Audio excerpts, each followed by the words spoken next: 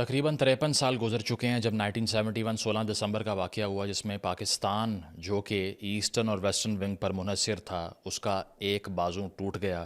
اس کے ساتھ ساتھ انڈیپینڈنٹ اسٹیمیٹ جو 2008 کی رپورٹ میں بتائے جاتے ہیں وہ یہ کہتے ہیں کہ تقریباً 2.5 لاکھ سے 3 لاکھ کے درمیان لوگوں کی جانیں گئیں۔ سیکنڈ ورلڈ وار کے بعد سب سے بڑا ملٹری سرنڈر یعنی کہ 93,000 فوجیوں نے اپنے ہتھیار پھینکے ہندوستان کے سامنے، پاکستانی فوجیوں نے، اور ان کو جیل میں ڈالا گیا جو بعد میں شملہ اگریمنٹ کے تحت چھوٹ کر واپس آئے۔ اور اس کے ساتھ ساتھ ایک ایسا لیڈر جس نے یہ سب کچھ کیا، یعنی کہ انڈیپینڈنٹ کنٹری کی سٹرگل کی، بنگلہ دیش کے عوام کو اکٹھا کیا، ایک لانگ سٹینڈنگ پولیٹیکل ایکٹیویزم کیا اور مکتی باہنی بنی، لڑائی ہوئی، سول وارز ہوئی، لوگوں کی جانیں گئیں، ایک نیا ملک بنایا۔ اسی ملک کی فوج نے اس ملک بننے کے 4 سال بعد 15 اگست 1975 کو شیخ مجیب کے گھر کا محاصرہ کر لیا، ٹینکوں سے حملے کیے، 47 لوگوں کو مار دیا۔ مرنے سے پہلے فیمسلی شیخ مجیب نے اپنے ہی ایک بنگالی فوجی کو کہا، even the Pakistan army could not dare to kill me, how could you do that؟ Pakistani فوج بھی مجھے مار نہیں سکی تھی اور تم اب مجھے مار دو گے، لیکن انہوں نے اسی لیے مار دیا۔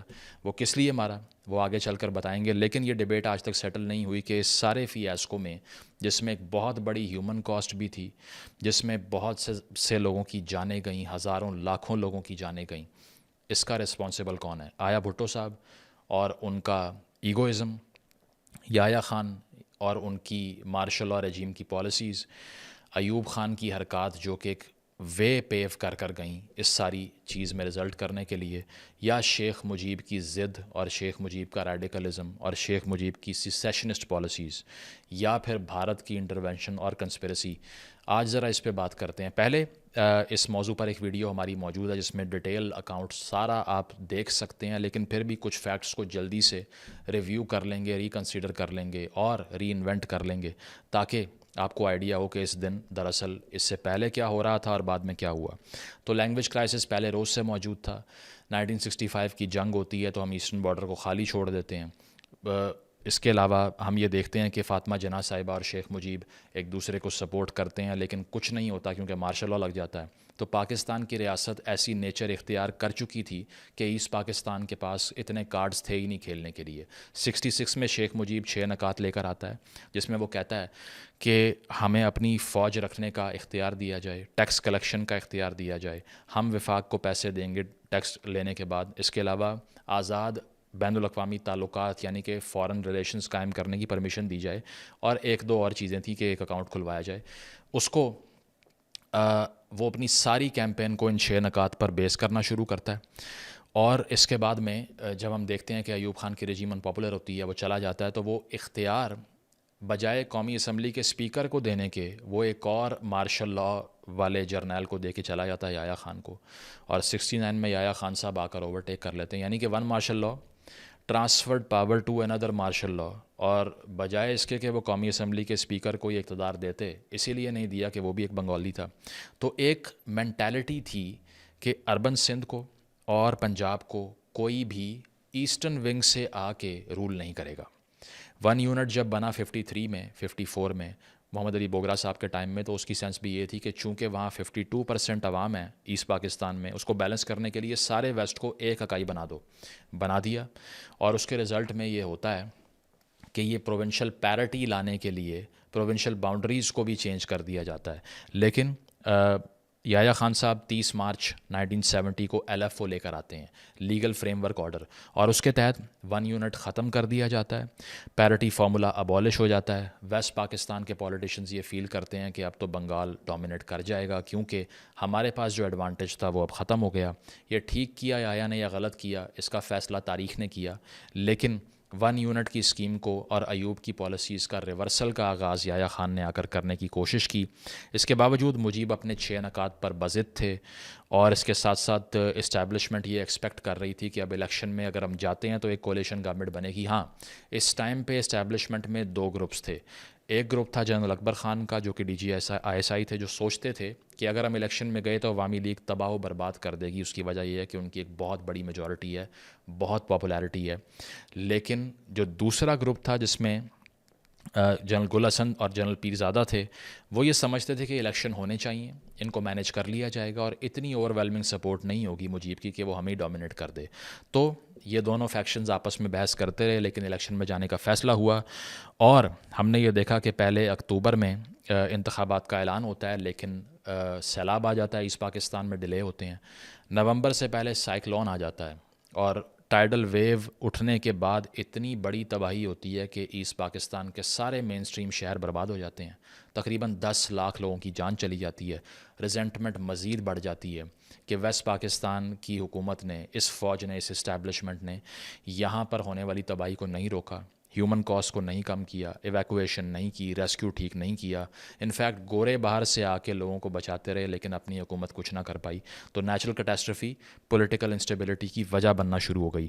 آگے چلیں تو جو رپورٹس آن گراؤنڈ آ رہی تھیں فوج کو، D G I S I Akbar Khan اور D G I B Rizvi صاحب کو یہ بتایا جا رہا تھا کہ دراصل اتنی اوور ویلمنگ میجورٹی نہیں ہوگی اس پاکستان میں، جو کہ ان ایکوریٹ تھا یا ڈیلیبریٹ بلنڈرز تھے، جان بوجھ کر غلط رپورٹنگ کی جا رہی تھی. ادروائز جو ہم اور آپ کہتے ہیں کہ کتنا شفاف اور واحد ایک اچھا الیکشن وہاں کروایا گیا، وہ اسی لیے کروایا کہ رپورٹس غلط آ رہی تھیں، ادروائز ہوتا ہی نہ. ٹھیک ہے، ہوتا اس طرح سے ہے کہ ایسٹ پاکستان میں شیخ مجیب اکیلے رہ جاتے ہیں، یعنی کہ سویپ کرنے کی پوزیشن میں تب آتے ہیں جب نیشنل عوامی پارٹی بھی وہاں سے مولانا باشانی صاحب کے انڈر ودرا کر لیتی ہے الیکشن میں سے. ویسٹ پاکستان میں بھٹو صاحب تھے، جے یو آئی تھی، جماعت اسلامی تھی، پیپلز پارٹی تھی. 167 سیٹس جیتتے ہیں شیخ مجیب آؤٹ آف 169 الیکشن کے رزلٹس میں جو کہ ہوتے ہیں. بھٹو صاحب اونلی ونز 81 سیٹس. تو اس طرح سے اگر 2/3 اکثریت کا فارمولا دیکھا جائے، جو کہ اس وقت پرنسپل اسی لیے نہیں تھا کہ ایل ایف او یہ مینشن ہی نہیں کر رہا تھا، اصل ایشو یہ تھا کہ کوئی کانسٹیٹیوشنل فریم ورک ایسا تھا ہی نہیں جو یہ ڈیسائیڈ کرے کہ حکومت کون کرے گا اور کس بنیاد پر کرے گا. اس سے ایک نئی ڈیبیٹ شروع ہو جاتی ہے، بجائے کہ الیکشن کچھ مدد کرتا، مزید تباہی کا فلڈ گیٹ کھل جاتا ہے. اور اس کے بعد ہوتا اس طرح سے ہے کہ بھٹو صاحب کہنا شروع کر دیتے ہیں کہ 6 نکات جو مجیب کے ہیں یہ اینٹی پاکستان اور غداری پہ بیسڈ ایجنڈا ہے. ریٹورک تو ان کی ویسے ہی بہت اچھی تھی، نکسن بھی فیمسلی ان کو ڈیماگوگ کہہ چکے ہیں، جو کہ بالکل ٹھیک تھا. تو ریٹورک کا استعمال شروع ہو جاتا ہے. اس کے علاوہ شیخ مجیب جو ہیں وہ بہاریز کے خلاف سپیچز کرتے ہیں، بنگالی سینٹیمنٹ کو اراؤز کرتے ہیں. تو دونوں طرف پاپولسٹ لیڈران تھے. وہ اور بات ہے کہ بھٹو صاحب اس میں جیت جاتے ہیں اگر ان کا ریٹورک دیکھا جائے تو. تو اس طرح سے یایا صاحب کچھ لچک شو کرتے ہیں، مجیب سے بات کرتے ہیں اور مجیب انہیں کہتا ہے کہ ایل ایف او سے مطابقت رکھتا ہوا کام ہم کریں گے، اس سے باہر نہیں جائیں گے. تو یایا صاحب ڈکلیئر کرتے ہیں کہ فیوچر پرائم منسٹر پاکستان کا شیخ مجیب ہوگا، جس پر بھٹو صاحب بہت طیش میں آتے ہیں، انہیں غصہ بھی آتا ہے. فوج کے اندر کے ایلیمنٹس ان سے ڈس ایگری کرتے ہیں، یعنی کہ جنرل پیرزادہ خود یہ کہتے ہیں کہ اگر مجیب کو اقتدار مل گیا تو بہت بربادی ہو جائے گی، اور بھٹو صاحب بھی ان کے بڑے کلوز تھے. تو یہ سب کچھ دیکھتے ہوئے یایا صاحب مجیب کو اسلام آباد بلاتے ہیں، وہ ریفیوز کر دیتے ہیں، کیونکہ یہاں ایک بڑا مسئلہ یہ تھا کہ جس طرح ایک آئرن کرٹن کہا جاتا ہے نا سیکنڈ ورلڈ وار میں، اسی طرح ایسٹ پاکستان اور ویسٹ پاکستان کے درمیان ایک آئرن کرٹن تھا. ایسٹ کے پولیٹیشنز وہاں نہیں جاتے تھے، فوجی افسران وہاں نہیں جایا کرتے تھے، اور وہاں کے یہاں نہیں آتے تھے. شیخ مجیب ادھر آتے ہی نہیں تھے کیمپین کرنے کے لیے بھی. تو اسلام آباد میں ان کو بلایا گیا، وہ ریفیوز کرتے ہیں. یایا صاحب بھٹو صاحب کو کہتے ہیں کہ اب تم دونوں دراصل پارٹی ٹو دی اوفینس ہو، تم بیٹھ کے فیصلہ کرو، نیگوسیٹ کرو، اور بال جو ہے وہ تم لوگوں کے کورٹ میں ہے. اسی لیے بھٹو صاحب کو کہتے ہیں کہ مجیب سے ڈھاکہ میں ملو جا کے. جنرل پیرزادہ ڈھاکہ پہنچنے پر بھٹو کو بریف کرتے ہیں کہ اگر مجیب باز نہ آیا اپنے 6 نکات سے تو ہم نے ملٹری انٹرونشن بھی تیار کر رکھی ہے. یہ بھٹو کے علم میں پہلے ہی تھا آپریشن سرچ لائٹ ہونے سے. تو ہوتا اس طرح سے ہے کہ چونکہ پاور شیئرنگ فارمولا میکانزم موجود ہی نہیں ہے، تو اسی لیے ایک اینڈلیس ڈسکشنز کا آغاز ہو جاتا ہے. مجیب یہ بھی ہنٹ کرتے ہیں کہ کوئی آسمانی صحیفہ نہیں ہے میرے 6 نکات، اور میں اس پہ بات کر سکتا ہوں، لیکن اس کے باوجود یہ اپرچونٹی لی اس لیے نہیں جاتی کہ بھٹو صاحب یہ فیل کرتے ہیں کہ میری پرائم منسٹرشپ ہاتھ سے چلی جائے گی اگر میں نے ایک ڈیسائسو قسم کی نیگوسیشن کی. تو وہ ریٹورک پر بیس نیگوسیشن کرتے ہیں. اس کے علاوہ وہ سینٹرلائز اسٹیٹ کا آرگیومنٹ کر رہے ہیں. یہ وہ پیپلز پارٹی ہے جو کہ کل کو جا کے 18ویں ترمیم کرواتی ہے، جو صوبائی خود مختاری کی بات کرتی ہے، جس میں مجیب کے 6 نکات میں سے تقریباً 2 سے 3 چیزیں موجود تھیں 18ویں ترمیم میں. اس وقت کی پیپلز پارٹی بھٹو صاحب کے انڈر ایک سینٹرلائزڈ گورنمنٹ کو پروپیگیٹ کر رہی ہے اور اس کی جنگ لڑ رہی ہے، اور مجیب کہہ رہا ہے کہ نہیں، trickle down effect of power ہونا چاہیے, کنفیڈریشن ہونی چاہیے, یعنی کہ ایسٹ پاکستان کے پاس اپنے فیصلے کرنے کا اختیار ہونا چاہیے, کیونکہ ہمیں نہ اپنے پیسے ملتے ہیں, نہ ہمیں اپنی فوج ملتی ہے, نہ یہاں کوئی سیکیورٹی ہے, اور نہ ہمارے بین الاقوامی تعلقات اور ٹریڈ اچھی ہے. تو اس کے علاوہ اس دوران ایک واقعہ بھی ہوتا ہے, سری نگر سے نیو دلی کے لیے ایک فلائٹ ہائی جیک ہو جاتی ہے 1971 میں, لاہور اس فلائٹ کو اتارا جاتا ہے. تو ہوتا ہے اس طرح سے ہے کہ ہائی جیکرز کو کھلے عام سیلیبریٹ کیا جاتا ہے, ان کو چھوڑ دیا جاتا ہے اور اس کے علاوہ ریلیز کر دیا جاتا ہے. انڈین گورنمنٹ بڑا اگریشن دکھاتی ہے اور اس کے بعد میں ایئر سپیس اپنی بین کر دیتی ہے کراچی سے ڈھاکہ کی فلائٹس کے لیے, یعنی کہ اوور فلائنگ از بینڈ. تو وہ بہت بڑا ایک بلاکیڈ کریٹ ہو جاتا ہے جو کہ ایریل بلاکیڈ ہے. یہ پاکستان کو بہت ہارم کرتا ہے کمیوٹس میں. بھٹو صاحب لاسٹ سٹیج پر آ کر یہ آفر کرتے ہیں کہ 2 پرائم منسٹر بنا لیں, آپ وہاں کے بن جائیں, ہم یہاں کے بن جاتے ہیں. مجیب صاحب ریفیوز کر دیتے ہیں. نو سیشن آف دی اسمبلی, یعنی کہ اسمبلی کا سیشن ہوتا ہی نہیں ہے. 3 مارچ کی تاریخ آ جاتی ہے, وہ بھی ڈیلے ہو جاتا ہے. یعنی کہ ایک آدمی کی پارٹی 167 سیٹ جیت گئی, لیکن اسمبلی کا اجلاس بلوایا ہی نہیں جا رہا, کیونکہ سب کو پتہ ہے کہ اگر اجلاس ہو گیا, اوتھ ٹیکنگ ہو گئی, تو ہمارا کام ختم ہو جائے گا. بیکاز ایک سب کانشیس فیئر تھا اربن سندھ, اربن پنجاب کی اسٹیبلشمنٹ کی اور پولیٹیکل قیادت کے اندر, ایلیٹ کے اندر, کہ ہمیں باہر سے رول نہیں کیا جائے گا. ٹھیک ہے, حالانکہ مجیب نے یہ اعلان کیا تھا کہ اگر میں کیبنٹ بناتا ہوں تو پیپلز پارٹی کے منسٹرز کو بھی اپنی کابینہ کا حصہ بناؤں گا, لیکن اس کو قبول نہیں کیا گیا. آگے چلیں تو آپ کو پتہ چلتا ہے کہ یہ وہ ٹائم تھا جب اجلاس نہ ہونے کی صورت میں ایک بیٹریل کہا جا رہا تھا ایسٹ پاکستان کی طرف سے ویسٹ پاکستان کی حکومت کو, اور پاکستان کے جھنڈے جلانے کا آغاز کر دیا گیا. کرفیو لگنا شروع ہو گئے. ٹکا خان کو گورنر اور چیف مارشل لا ایڈمنسٹریٹر لگا دیا گیا, جن کو بعد میں جا کر بچر آف ایسٹ پاکستان کا ٹائٹل ملا, جن کو بھٹو صاحب نے آرمی چیف بنا دیا جب پاکستان ٹوٹا اس کے بعد. تو بھٹو صاحب نے اس سٹیج پر آ کر ملٹری کی ہائی ہینڈڈنس کو کھلے عام سپورٹ کرنا شروع کر دیا, کیونکہ ان کو سوٹ کر رہا تھا. اس لیے اس طرح کے پریگمیٹسٹ اور پاپولسٹ لیڈران کا مسئلہ یہ ہوتا ہے کہ جب ان کو اختیار اور پاور نہ ملے تو یہ ہر اس آئیڈیا کو سپورٹ کرنا شروع کر دیتے ہیں جو کہ ان کے مخالفین کے خلاف جا رہا ہو. وہ یہ نہیں دیکھتے کہ اس میں آئیڈیالوجی کتنی ہے کتنی نہیں. حالانکہ آپ تو ایوب خان صاحب سے جان چھڑانے کے لیے عوام کو بتا ہی رہے تھے کہ اس نے ملک توڑ دیا, لیکن یہاں پر آپ فورس کو, یوز آف فورس کو اسی لیے سپورٹ کر رہے تھے کہ وہ مجیب کے اگینسٹ ہو رہی تھی. تو بہت ہی سٹارک سملیرٹی ہے عمران خان کی کرنٹ تحریک سے, کہ جب اقتدار میں ہوں گے تو آرمی چیف قوم کا باپ ہوگا, اور جب اپوزیشن میں ہوں گے تو جمہوریت کی اسٹرگل بھی کریں گے. تو یہاں پر بھی آپ کو یہ دکھائی دیتا ہے. تو 25 مارچ کو 1971 کو آپریشن سرچ لائٹ کا آغاز ہوتا ہے. ڈھاکہ یونیورسٹی پہ اٹیک ہوتا ہے. پولیٹیشنز کو, اسٹوڈنٹ لیڈران کو اٹھایا جاتا ہے, فورس کا استعمال کیا جاتا ہے. اس پر بھی مختلف نیریٹیوز ہیں. ایل ایف آر ولیمز یہ کہتے ہیں کہ عوامی لیگ کے جو موب جتھے تھے انہوں نے نان بنگالیز کو ٹارگٹ کرنا شروع کر دیا تھا, اسی لیے پاکستانی فوج کو جانا پڑا. اس کے علاوہ یہ بھی کہا جاتا ہے کہ نئی پاکستانی فوج کی طرف سے اس وقت یہ سب کچھ شروع کیا گیا تھا. مکتی بہانی بن جاتی ہے اس کے بعد, اور وہ یہ کہتے ہیں کہ سویلینز کو میسیکر کیا گیا, اسی لیے ہم بھی اب اپنی آرمڈ اسٹرگل کا آغاز کریں گے. ہندوستان اس پوائنٹ پہ انٹروین کرتا ہے. اندرا گاندھی کی حکومت تھی اور ہندوستان مکتی بانی کے فائٹرز کو ٹریننگ دینا شروع ہو جاتا ہے, جو کہ وائلیشن آف انٹرنیشنل لا تھی. لیکن چونکہ 65 میں ہم یہ دیکھ چکے ہیں کہ پاکستان کی طرف سے جبرالٹر کر کے ایک جنگ کا آغاز کیا گیا تھا, تو ہندوستان میں پہلی ریزنٹمنٹ تھی, تو موقع پر فائدہ اٹھایا انہوں نے, مکتی بانی کے فائٹرز کو ٹرین کرنا شروع کیا. اور یہ وہی وقت ہے جب سوویٹ یونین کا ہندوستان کے ساتھ ایک ٹریٹی بھی سائن ہو گیا, جس سے پتہ چلا کہ کولڈ وار ٹائمز میں اب فارمیشن بن گئی ہے. پاکستان ایلائڈ ونگ میں ہے, ہندوستان سوویٹ ونگ کے اندر ہے, اور اب یہ جنگ جو ہے وہ اس کا میدان لگے گا ایسٹ پاکستان کے اندر.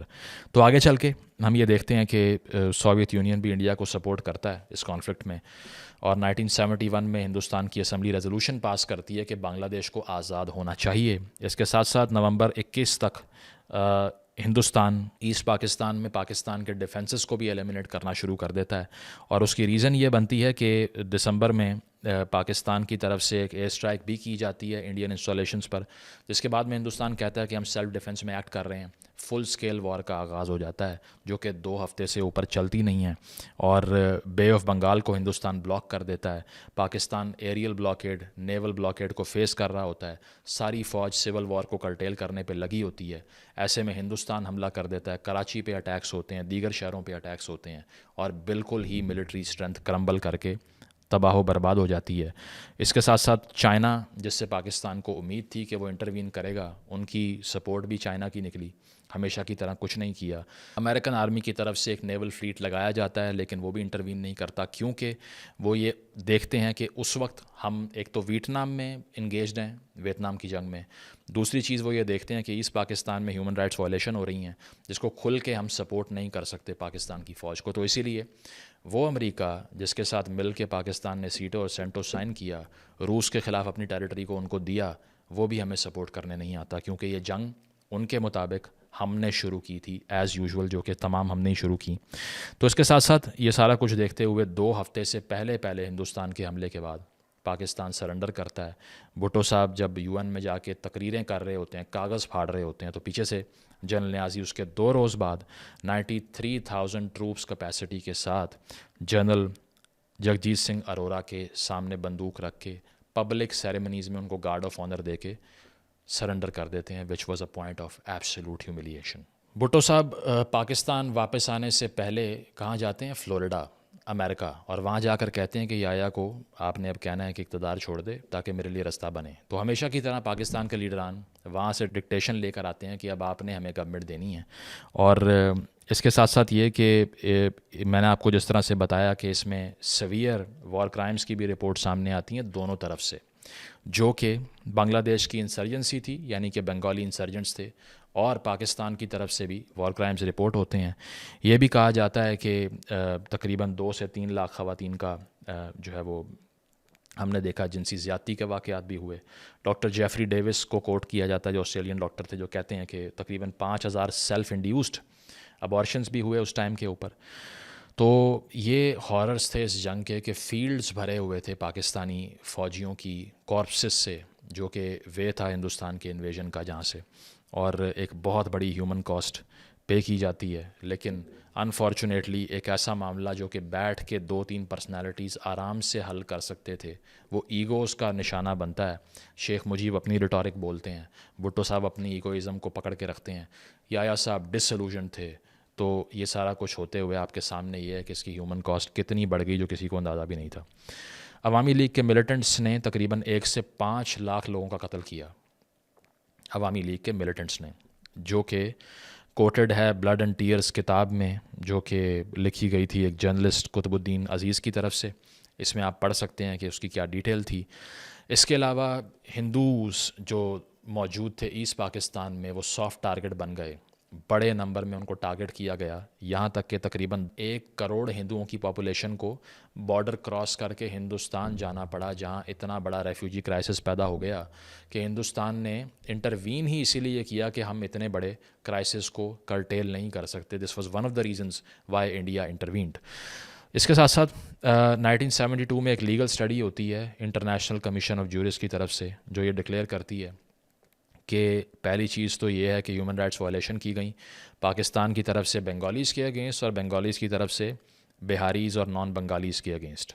ساتھ ساتھ یہ بھی کہا گیا اس رپورٹ میں کہ اس میں ایک ہیومن جینوسائڈ ہوا، جینوسائڈ ڈکلیئر کیا گیا. یہ بھی کہا گیا کہ ہندوستان نے انٹرنیشنل لاء کی وائلیشن کی ریبلز کو ٹرین کر کے، جو کہ ان کو نہیں کرنا چاہیے تھا. لیکن یہ بھی کہا گیا کہ ہندوستان کا انویژن جسٹیفائڈ اسی لیے تھا کہ ایسٹ پاکستان میں اتنی بڑی ہیومن رائٹس وائلیشن ہو رہی تھی، جس کو یو این نے تو نہیں روکا، یو این فیل ہو گیا، لیکن ہندوستان نے ایکٹ کیا. تو وہ اسی لیے جسٹیفائڈ ہو سکتا ہے because there was a human rights violation being committed on a mass scale. ساتھ ساتھ میں نے آپ کو بتایا کہ اس کے بعد کے بنگلہ دیش میں یہ ہوتا ہے کہ فوراً 1972 کے بعد وہاں پر ایک اور کاؤنٹر انسرجنسی شروع ہو جاتی ہے، لیفٹ ونگ انسرجنسی شروع ہوتی ہے جے ایس ڈی کے انڈر، جو کہ 1975 تک چلتی ہے. پہلے روز سے شیخ مجیب کے خلاف فوج کے اپنے لوگ یہ کہتے ہیں کہ اس میں کیپیبلٹی ہے ہی نہیں لیڈ کرنے کی. اس کو یہ کہتے ہیں کہ یہ سیویئرلی کرپٹ آدمی ہے، کیونکہ لا اینڈ آرڈر کا بہت بڑا مسئلہ کھڑا ہو جاتا ہے۔ تقریباً 2,000 لوگ 1972 سے 73 تک مارے جاتے ہیں بنگلہ دیش میں، انڈیپینڈنس کے بعد کی بات کر رہا ہوں۔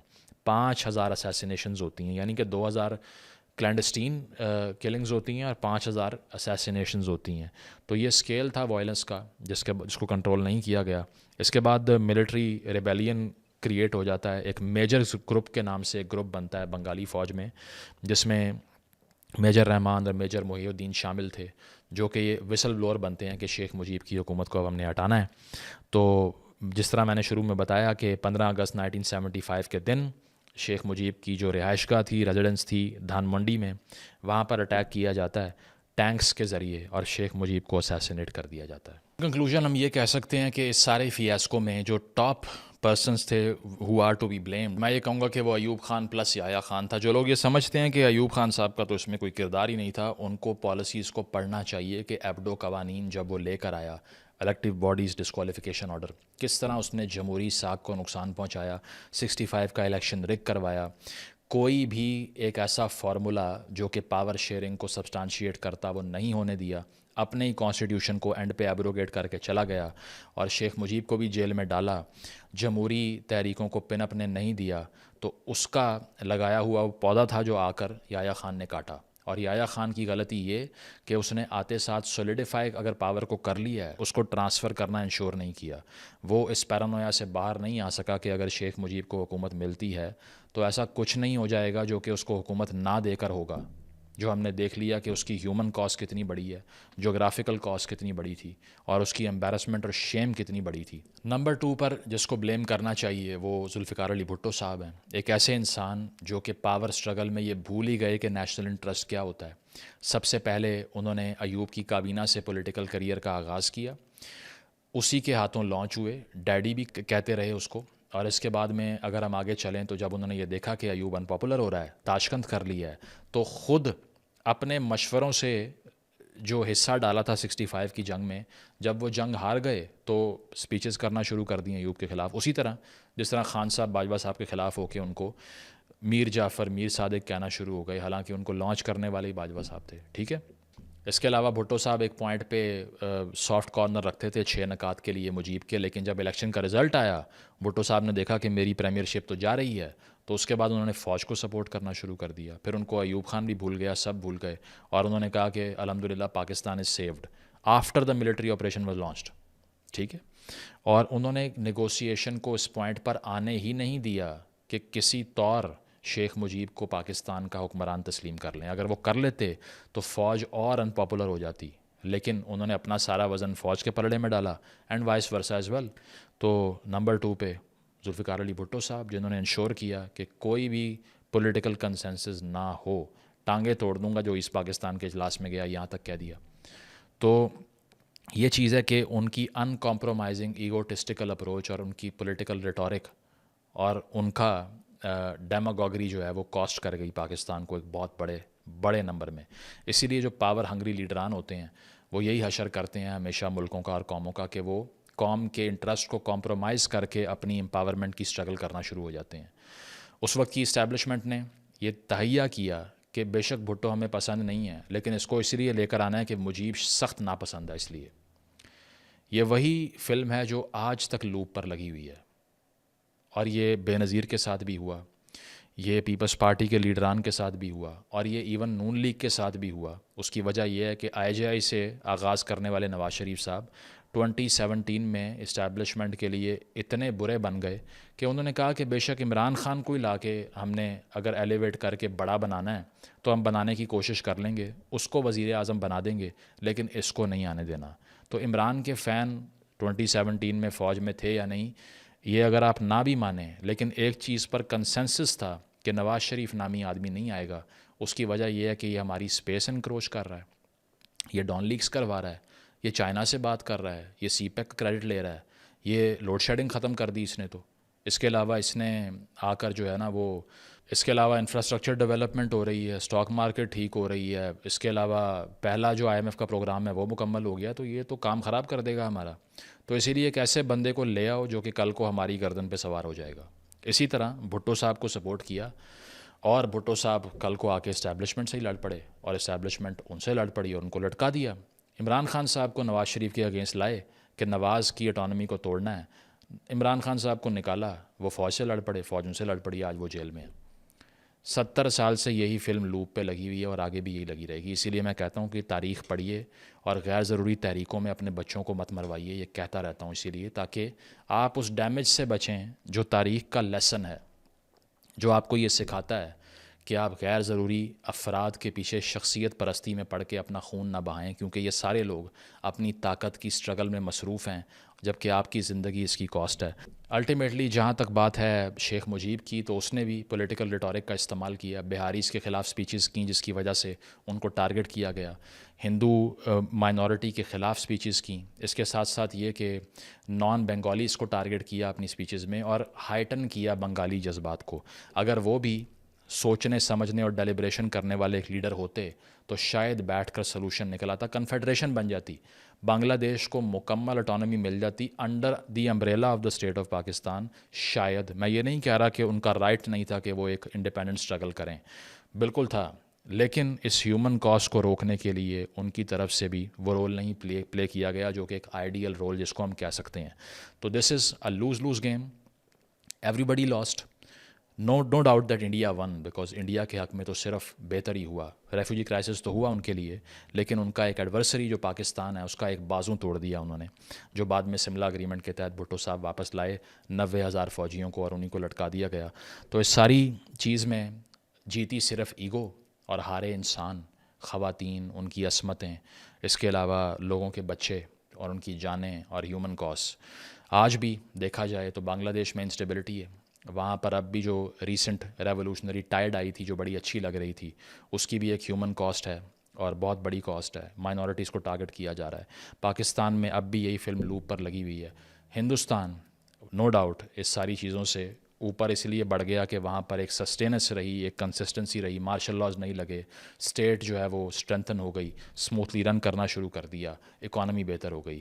لیکن بنگلہ دیش اور پاکستان آج بھی اس سوال کا جواب تلاش کر رہے ہیں کہ ہم دونوں بھائی تھے, ایک تو ہمیں علیحدہ ہونا پڑا, بائنڈنگ گلو ہماری کام نہیں کر سکی, جو ٹو نیشن تھیری کا پری سپوزیشن تھی کہ آئیڈیالوجی ہمیں اکٹھا رکھے گی, نہیں ہو سکا.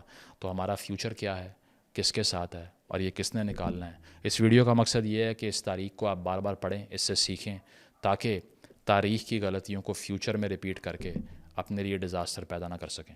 Thank you.